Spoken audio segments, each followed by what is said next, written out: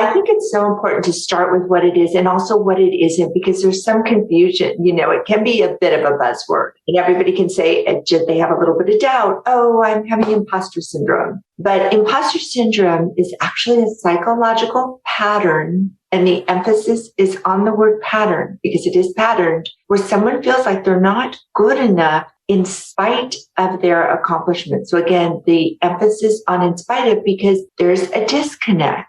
So we have the degrees, we have the accomplishments, we're out there doing the thing, whatever that is, right? And yet, even though we've done it, we continually show up feeling like we're not as good as other people think we are. They're going to expose us. We're going to be exposed as a fake or a fraud or a phony. And not everyone resonates with the word imposter or fraud or phony. I certainly didn't. Do you want to wake up feeling like you're stepping into who you're meant to be, into the best possible version of you? What if I told you that the key to your best life, health, and happiness are all around you? You just have to find what works for you.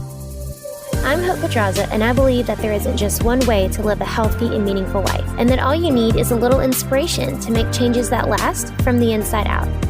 Each week, I'll be sharing tangible tips and inspirational interviews to help you on your journey. These are the steps to take to improve your life and live with purpose. This is Hopeful and Wholesome. Hey y'all, welcome back to Hopeful and Wholesome. Today I have on the show Sheryl Anjanette, and Sheryl is an author, international speaker, thought leader, a 30-year C-suite executive, Global 100 Media Arts and Communication Advisor, certified business strategist, integrative hypnotherapist, NLP practitioner, and mindset coach. Oh my gosh, the list goes on, y'all. She's incredible. And she really focuses on cognitive behavior. She specializes actually in cognitive behavioral neuroscience and self-regulation. And that is kind of what we're talking about today, kind of going on that like behavioral neuroscience topic today, talking all about imposter syndrome. And she has a new book out that we're also going to talk about, The Imposter Lies Within. And really, we're talking all about imposter syndrome, what it is, what it means, kind of debunking some myths around imposter syndrome, why it can be damaging, and a lot of like mindset around imposter syndrome and how to like get past it. And really the most effective ways to move past it and what it means for your mindset and for your brain and how it affects your whole body. So this is a really, really important topic right now, since we're doing this interview actually right at the tail end of Mental Health Awareness Month. And so it really does tie into a lot of things that, you've been hearing about over the past month, just with mental health and mental health awareness, because this is your mental health is health, right? And that's why I wanted to bring this topic to y'all. So I'm really excited to bring y'all this interview with Sheryl. So let's jump in. All right, y'all, let's jump in. I'm here with Sheryl Anjanette, and we are talking all things imposter syndrome today and learning some maybe things that you've never heard of and some like strategies that you've never heard of and how to kind of build confidence and get past this imposter syndrome. And she's going to share all about her book that she has out now. So I'm really excited to talk with you today. Thanks for joining me, Sheryl. Thank you, Hope. So glad to be here. Yes, me too. So I'm sure imposter syndrome, the listeners, I'm sure, are familiar with it. I feel like it's been kind of a trendy word these days, but I like you kind of take a little bit of a different approach than a lot of that I've seen. And so let's just kind of start, I guess, with the basics. And can you tell people what is imposter syndrome? Yeah, I think it's so important to start with what it is and also what it isn't, because there's some confusion. It can be a bit of a buzzword. Yeah. And everybody can say they have a little bit of doubt. Oh, I'm having imposter syndrome. But imposter syndrome is actually a psychological pattern.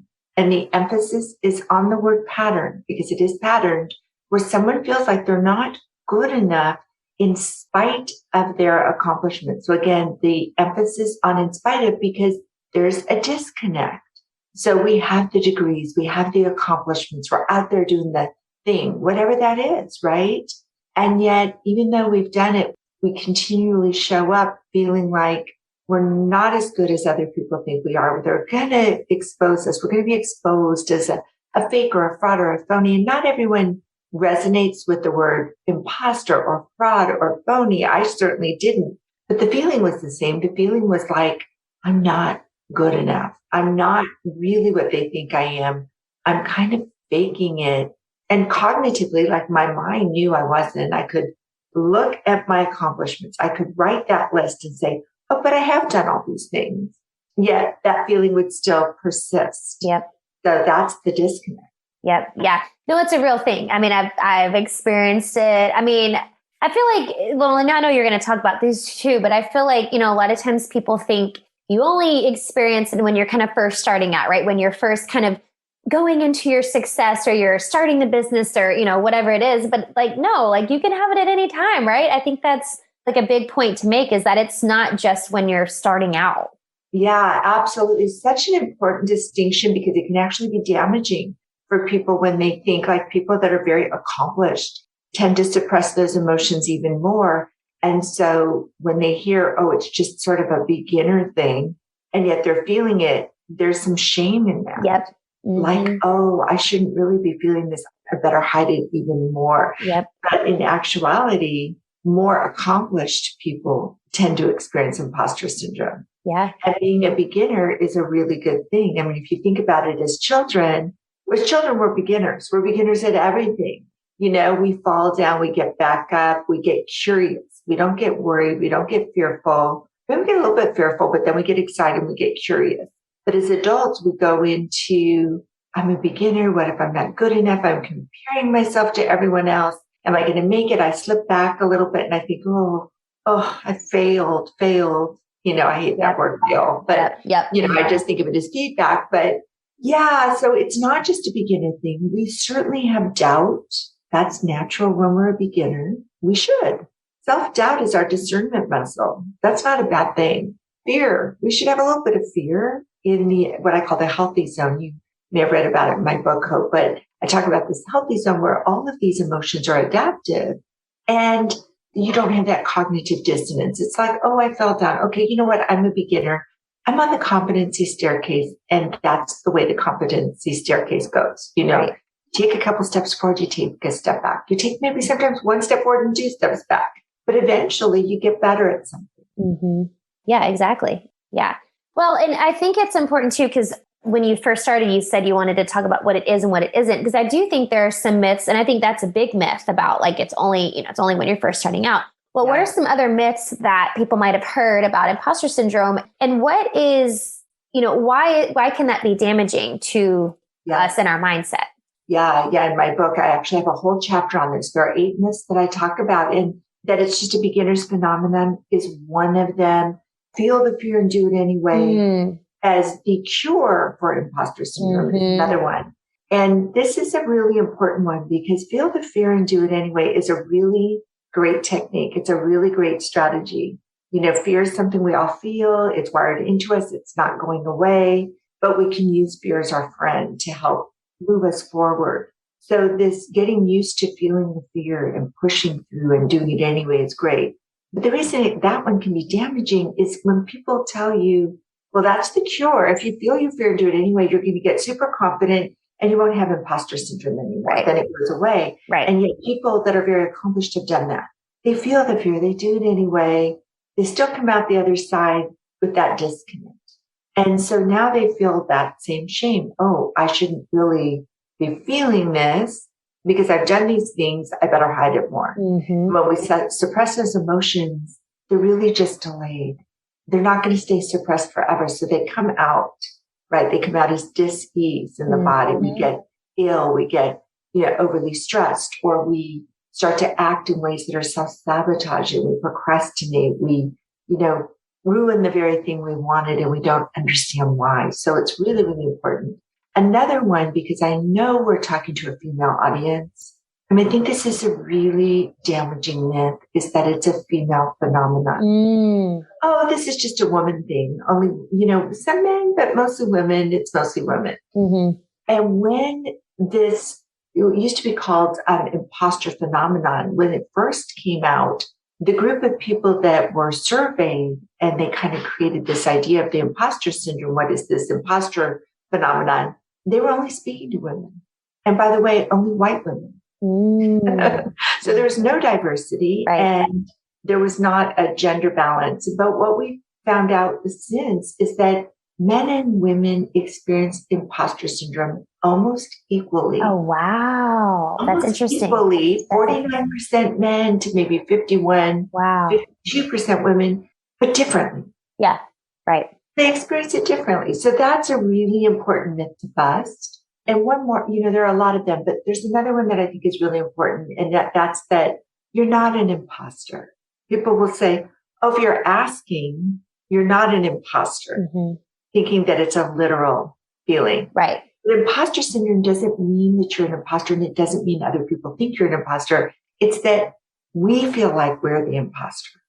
It's all internalized. So that's a really important surprise. Yeah, for sure. For sure. Well, and that's what makes it so, such a difficult pattern to break, because it is internalized. Like, I mean, you literally have to like reprogram your brain to think differently. Right. So exactly. it's like, it's not as easy as just like hitting a switch, like, oh, just turn it off. Like, cause I like the one you talk about, the like feel the fear and do it anyway, or whatever. Cause I feel like you hear that a lot. And I know this is kind of like veering off topic here, but I talk a lot about the nervous system. And I feel like this is kind of the same thing where it's like, oh, just feel the fear and do it anyway. Like, well, if your nervous system doesn't feel safe to do that, you're going to totally self-sabotage. Like, you're just asking for a disaster. Exactly. Yeah. Yeah. I have a background in cognitive behavioral neuroscience. And so I think we converge on that. And, I'd like people to consider two words. This is a really great way to understand how to overcome imposter syndrome, because a lot of people will say, oh, you can't overcome imposter syndrome. So here's the thing. If you think about this as a holistic approach, meaning we have to do the inside work, do the deep dive, which is the reprogramming, getting into the subconscious, finding root cause. Right. And transmuting and transforming that. And that's a lot of inner child healing. That's really finding those early experiences where, as a young person, we really just gave an experience and meaning at that age and at that stage that we might see differently now. And reframing, using cognitive reframing. And then there's the repatterning. That's the outside in. So that's the neuroscience part of this, because, when we think about habits, most people think about behavior or actions. I habitually overeat, or I just can't get that good habit of working out. I think I want to do it, but I always procrastinate. But habits really begin in our belief system. So it starts with beliefs, and thoughts and self-talk also become patterned. Those are habitual. So we need to repattern those, just exactly what you're talking about. And this does all affect the nervous system. It all affects the nervous system. So as we reprogram and we repattern, the nervous system gets reset, because we also have set points. Right. We talk about this a lot. There's set points. So now we're used to being in chronic fear or chronic stress, right? And our body almost craves it because our brain will give us a dopamine hit. Exactly. Or in that fear or that stress. And it will give us adrenaline. And then we don't want it. We push it away, and we wonder why we keep, overdoing and overthinking. 100%. Yeah. Well, it's, your brain always, and your brain and your body, they always go towards what's comfortable. And when you're comfortable being in that chronic state, then it's always that, like you're saying, it's that set point. It's always going to go back to that set point. Like it just wants to be with what's familiar. And so this is what is so counterintuitive for people. It is just counterintuitive. So our brain sees anything that is familiar, anything we do repetitiously, as safe. It equates familiarity with safety. And comfort, even when it's not safe and even when it's not comfortable. It will take the path of least resistance and consider that comfortable and safe because it is so familiar. So as an example, my husband and I have been trying to help a woman we know who has been homeless. And every time we try to help her and we find her a place and we set her up, she doesn't show up or she somehow sabotages it. And we are at a standstill because even though she is not safe and she certainly is not comfortable, she keeps going back to that pattern. And I think that's an extreme, but we do that, right? Totally. And we wonder, I want this, but I keep sabotaging it. Why? So when we know this, like the knowing, the awareness, in my book, I have 4 stages. So awareness, knowing, understanding how the brain works, understanding how the body works is the first step. Understanding what imposter syndrome and what it isn't. It's the first step. Then there's insight. Okay, now, how's this showing up for me personally? How is this showing up in my life? What's going on personally? What's going on professionally? What's going on where it's where I might be sabotaging myself. And so I have a whole framework of 7 archetypes for people to really start to self-assess. And then the whole third part is about alignment, because once you self-assess, you can really see how you're out of alignment. Mm-hmm. And then we talk about how do you get back in alignment. And then the whole fourth part of the book is about integration, because ultimately we want to heal and integrate those parts of ourselves. Mm-hmm. So that's really the journey. It really is a journey. It's like a mind map. Yeah. Yeah. I love that. I mean, that's, well, and I think the important piece you mentioned, and I talk about this all the time, and I know the listeners hear me say this like in almost every episode, but it's the awareness piece. Like the awareness piece is almost the most important piece, because, I talk about this in terms of wellness and your health, because that's in your nutrition, and that, so that's what I do, but it's with anything. Like you can't change what you're not aware of. So I think like with the archetypes and what you have in your book, like it's just building that awareness piece. That's a huge step in, moving in the right direction to change. Yeah. And, I even have, in each of the parts, I talk about awareness and insight, but in the awareness piece, I say, you don't know what you don't know. Exactly. Mm-hmm. Even when you think you do. Mm-hmm. Yep, for sure. Right? For so sure. There's some radical self-honesty that has to happen. Yeah. And, it's not easy, but when you do it, it's so liberating. Absolutely. And so it's, I say it's enlightening and it's lightening, because emotions are weighty. Mm-hmm. Yeah, for sure. I like that. Enlightening. I like that. That's so true. That's good. So tell me, switching gears a little bit, tell us how you kind of got into this path and talking about imposter syndrome and all of this. What was your journey to get there? Well, first of all, I experienced, when you read about the 7 archetypes, the perfectionist and the people pleaser and the lone ranger and the master and the superhero and the savior and the prodigy. I was all of them. Like I've experienced all of them. I've been all the different, I've been at the executive C-suite level in organizations, and obviously middle management and beginner, because you work up to that. And I've been an entrepreneur 3 times. So I've been all these things and had all these experiences. And I just, I'm kind of stubborn, Hope. Like people will say, like, I look at something, I go, well, I've got to figure this out. Right. I don't feel good, or this is broken, or this doesn't feel right, or the hormones aren't. I'm going to just figure this out.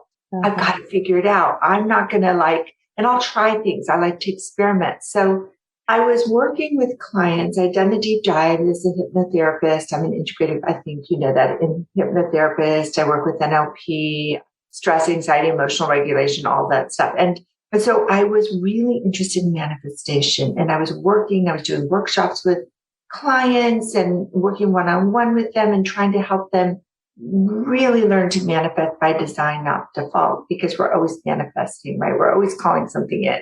And we were looking at, why do some people keep calling in the same thing? They desire this, but they keep getting more of what they already have, or they get the opposite of what they want, right? What's going on? And as I started to look at imposter syndrome, I said, you know what? That's where all the cracks in the foundation are, in our limiting beliefs. Our feelings are not good enough, not worthy, not deserving. Like our voice doesn't matter. We don't matter. It's all kind of keeping us from realizing our dreams. And so I was on this audio app. I don't know if you're familiar with it, called Clubhouse. It was new in 2020, early 2020. Yeah. So a lot of people had jumped on during the pandemic, and I was in a lot of different rooms, and I opened up a club in a room and just started to invite people in, and we would have these discussions about imposter syndrome. And I was listening to the voices, and I thought, you know what? Let's fix the foundation first. Let's fix the cracks in the foundation. And then people are set up for success. Then they're set up to really get what they want in life. And so that's how I dove into it. And then the book, it just kind of, it was very organic. I just remember I'd always wanted to write a book. I'd started another book on manifestation, and I'm intuitive. So my intuition kept saying, Sheryl, wait, hold up. And then the name just came in, The Imposter Lies Within. It just popped into my head. That's your book. Wow. And so I started writing. That's amazing. Oh my gosh. I love that. And now being able to use it to transform so many lives in the way it is, like, what a download that you got. Yeah. Yeah, I mean, it's not really that I got, it's for everyone, right? Totally. I feel like I'm just a, conduit, kind of a guide or a conduit. That's it. Yeah. But yeah, I felt like I was meant to birth this, and it felt like a birth. Yeah, absolutely. Right? Absolutely. In fact, it's funny, it was 9 months. Was it really? How funny. Literally your child. Yes. Yes, absolutely. It was breech for a while, and we were having some postpartum, but yeah, I definitely had a baby. And I like everybody to help me take care of the baby. Yeah. I love that. That's so awesome. Oh my gosh, that's great. Well, what a journey. And the fact that you can speak to, from experience through all the archetypes and through all of those different levels of imposter syndrome, like that. I mean, that's huge. That's huge. Yeah. And the experiences, we get used to them. So it's sort of like sometimes we don't even think about it, but it's not normal. And I hate for people to normalize this kind of stuff. We shouldn't normalize things like comparing ourselves to everyone and finding ourselves lacking, or, feeling like we never belong, or we shouldn't normalize not feeling good enough and having that anxiety, or we shouldn't normalize rumination, when we're staying awake at night, or we have these thoughts in our mind that keep looping. What did he think? What did she think? Yep. What if, worrying about other people judging us, worrying about the last thing we said, and maybe we better, quickly correct ourselves, or go out and ask 10 people what they thought of it, because. Right. Yeah. Well, so when people are feeling all of those, because I agree. I mean, there's none of that should be normal. What are the steps? And I know you've mentioned a little bit, but how do we, for lack of a better term, flip the switch, right? How do we turn that off? What are some things, or I guess a better question, for people who are experiencing these things, what are maybe just a few things that they can do to kind of start to turn the tides? Yeah, absolutely. Because the journey itself to get past imposter syndrome, if you're really committed to it, it takes about 3 months, because there's some repatterning. Mm-hmm. The reprogramming, depending on the person, can be pretty quick if they engage in hypnotherapy, because we do the deep dive. Yep. And it's very rapid, but we need to repattern the mind and the thoughts and the self-talk. So that takes some work. The very first thing, and by the way, I think a lot of people hear this, they don't necessarily practice this. Mm-hmm. So this is a reminder for anyone that's heard it before. And if it's new, that's wonderful, but it's not in the knowing, it's in the doing. Not in the knowing, it's in the doing. That's where we get held up. I know I should do these things. So the very first one goes back to our nervous system. When we are in stress, when we are in fear, when we are in overwhelm, we knock ourselves into part of our nervous system called the sympathetic nervous system. And that's where the primitive part of our brain takes over. It sort of hijacks everything. It's called the amygdala. And it's small and it's primitive, but it kind of pulls resources away from the prefrontal cortex, which is our logical thinking mind. It's where our executive function happens. It's that area in the brain that's, if you put your hand over your forehead, it's right behind your forehead. And so the very first thing to knock yourself back into what is called the parasympathetic nervous system, where your logical mind and your emotional brain are working together in sync, is to do some really deep, slow breathing. Mm. Breathing in, I always like to try to get up to a count of 6 to 8 at each of these phases, but you want to use the same count to breathe in, hold it, and let it go 6 to 8 times. If that's too much, start with a count of 4 and work your way up. And pull that breath like you're trying to get it to the base of your spine. Of course, you can't. Your lungs don't go that far, but it will help you to fill your lungs up, fill up your chest cavity. And the reason is we have some little nerve endings at the top of our lungs that actually go back to that amygdala through the vagus nerve. And that will actually have, when you're shallow breathing in your, mm-hmm. It will actually create more stress for you. So you want to be very, very careful that you're going deep, low, slow, 6 to 8 counts in, 6 to 8 counts, hold it, let it go. And while you're doing that, what you can do at the same time is in your mind, picture yourself in the eye of the storm. So if you've ever think of a hurricane, things can be swirling around you, but there's a very peaceful, quiet center. And it just doesn't matter what's swirling around you. That's going to happen. You don't need to be part of it. You put yourself in a peaceful place and think of 3 things you're grateful for. Just get grateful. Even just start with one, but really focus on that thing. 1, 2, 3 things that you're grateful for. Because when you are feeling grateful, you cannot feel angry or fearful. Those emotions don't rest together. So now you have physiologically put your body into a state of calm, into the parasympathetic nervous system. You should feel safe. Now you're in the eye of the storm, and you can always put yourself in the eye of the storm and tell yourself you're safe. Yeah. Tell yourself you're safe. You've got this. It all works out. And then just get grateful. And that is so powerful to shift yourself, like you're setting yourself up for success. Yeah. Yeah. To a place where you could do any of these other things. I have 20 exercises in the book, 20. Love it. But then it's really a matter of really doing the exercise, right? Doing the things. You've got to implement. Yeah. Got to implement. Yeah, 100%. That's such an easy exercise, though. I mean, it's so simple. I think that's the other thing, too, that I feel like a lot of times, because I help a lot of my clients with like nervous system regulation and stuff. And a lot of times I'm giving them these things and it's like, it seems so easy, like so simple, right? Like, really, is that really going to help? Like it's the simplest things that have the biggest impact, though. Like, you're literally just breathing. Like, that's all you're doing. Like, I feel like people underestimate the power of something simple, like just breathing deep and feeling gratitude. Yeah. And so here's a little tip, and this goes back to habits. It's really important to create the habit for your mind to see this as a familiar thing you do. And the way to do that is to do it when the stakes are low. So start by, and you can set reminders when you wake up in the morning, do 3 to 5 of this breathing technique. Put yourself into an eye of the storm, even though you're not feeling any chaos, right? You're not feeling overwhelmed. You're not stressed. You haven't been triggered. You do it when you're not triggered. You get up, brush your teeth, go down, maybe as you're making your coffee. Every time you go to that coffee machine or you make your tea or whatever your morning routine is, you do your breathing again.